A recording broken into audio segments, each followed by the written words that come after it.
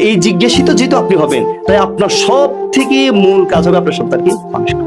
আল্লাহ সুবহানাহু ওয়া তাআলা রাসূল সাল্লাল্লাহু আলাইহি ওয়াসাল্লামের মাধ্যমে আমাদেরকে জানিয়েছে যে আমরা যখন মারা যাই আমাদের তিনটা জিনিস থেকে যায়। একটা হচ্ছে নেক সন্তান।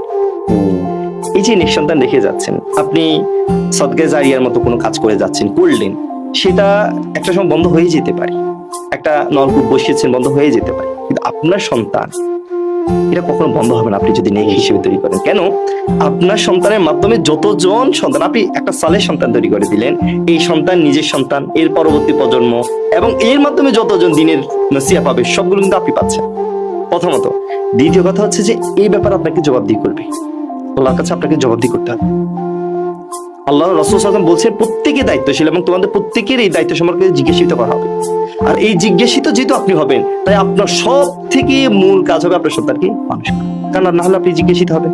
তাই আমি বাবাদেরকে বলবো, ফাদারহুড নিয়ে আমাদের দেশে একদমই কথা হয় না। আমি যতগুলো সেমিনার করেছি বাংলাদেশে, সব সময় গিয়ে দেখি যে বাবাদের সংখ্যাটা খুবই নগণ্য, মায়েদের সংখ্যাটা অনেক বেশি। আমার প্যারেন্টিং গ্রুপে অভিভাবকরা শুধু মায়েরা বেশিরভাগ ক্ষেত্রে যে প্রশ্নটা করে, স্যার বাবাদের জন্য কিছু তৈরি করেন, কিন্তু আমার বাবাদের নিয়ে অনেক কন্টেন্ট আছে, কিন্তু বাবারা আসলে এগুলোতে সময় ব্যয় করতে চায় না, ভাবে যে আসলে বাচ্চা পালার মূল দায়িত্বটা কিন্তু মায়ের।